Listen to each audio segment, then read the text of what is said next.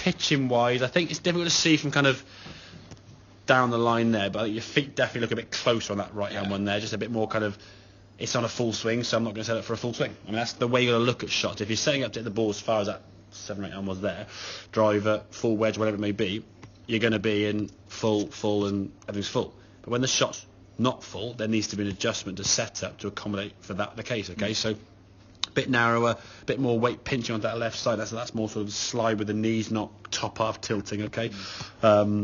Then swing wise, now, so the take was a little bit away there, wasn't too bad, but a bit away. This one, though, to be fair, is much better. I mean, that there, now you can see it. Yeah, much better position there. The hand's now going up through your chest line there, okay? That's a little bit high on there, which is a little bit, a bit more towards that right shoulder. And again, the length of that swing for a so-called non-full shot, sort of 75 yards, just too much power. I mean, if you look at that there, that's like you're going to smack a drive off the tee, that kind of thing, isn't it? So there's a lot of power there. This one here now, as you go back, you can see just sort of keep the club just short of horizontal there. Left wrist is perfectly flat there, so really good position there now. And from here now, as we come back to the golf ball, we can kind of maintain that posture. There's a little bit of a pop-up, but the club, for me, the key thing is that club there is certainly a long way, well, not a long way, but this side, the golf ball, as we come down to the same kind of position here now, that is just a little bit, you're not far from catching out a little bit on the outside or close toward the old Joselli. Okay, and because that's generally that right shoulder, as you come forward, he's gone forward too much, which then sort of levels off your shoulders a little bit flatter, and the arms are being straight up here, rather than you sort of maintain, if I get some lines here now, kind of this angle and that angle, so you rotate around that. Now you do get a little bit high there, but at least that rotation there, your shoulders are still on a more level playing field there. As you come through the club now, a bit more over towards your left here. Now it's a little bit restricted with the arms there, maybe a little bit preset, and I don't dislike that, but it's just, I mean, it's a bit sort of exaggerated in some ways. But in terms of the angle of attack, what we did find, the club was coming a lot shallower, so you're getting a different contact. If you're coming down steep and right shoulder forward, you're going to be close to fatting things. It's either a perfect strike or just fatting. That's exactly what that means. If you think about your golf club, if you're hang on, let's draw some lines here. Right, I've got a line to circle. If we draw a line, if that's the ground, for example, and there's your golf ball. If your club's coming in from this angle, it's got to strike pretty much in there, right at the ball. Try again. That didn't work, did it? Try again. It's like art attack, isn't it?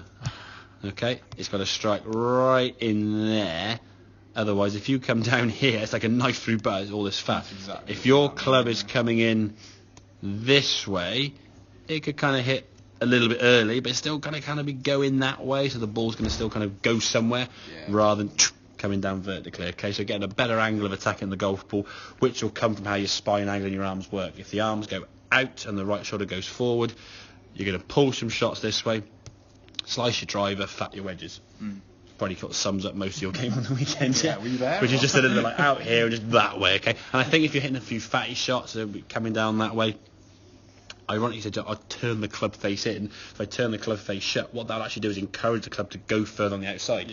If you watch the club, if your golf club was this way, it wouldn't feel natural to bring the club that way. You want to go that way. If the club is this way, now go outside. That's all right. I'm going to follow. You tend to follow your face, if that makes sense. So depending on where the face is pointing, I'd turn the club face in for whatever reason you said it makes sense, but that's going to encourage a steeper outside the line sort of path. Okay, so we can keep that spine angle a little bit more kind of in line with what it starts off as. It's rotating around, so a lot better. I mean, the back from there is good, hands into your chest nicely, and that's for some of the longer shots you were getting there. That one you flush, it was a line ball.